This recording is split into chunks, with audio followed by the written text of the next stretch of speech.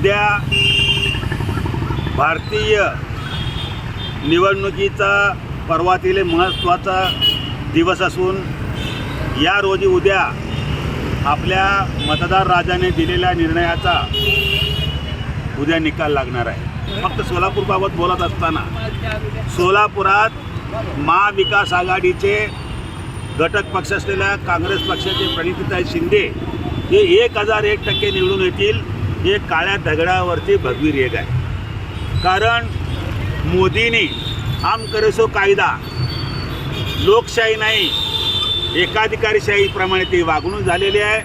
अनेकांना प्रश्न पडला असा की मोदी आहे का हुकुमशाही चालवायला, अशा प्रकारे मतदारांची एक परिवर्तन झालेली आहे, परिवर्तनाची लाट आलेली आहे। ज्याप्रमाणे 400 पार म्हणलं नाही तडीपारचं परिस्थिती याची निर्माण झालेली आहे। याला मुख्य कारण आहे आमचे पक्षप्रमुख माननीय उद्धवसाहेब ठाकरे साहेबांनी संपूर्ण महाराष्ट्र पिंजून काढला आणि आत्मापर्यंत आत घालून किंवा भावना त्यांनी शब्द त्यांना घालून त्याने सांगितलं की या वेळेला जर आपण मोदीला जर रोखलं नाही तर आपलं लोकशाही धोक्यात येईल, हे लोकांना पटलं।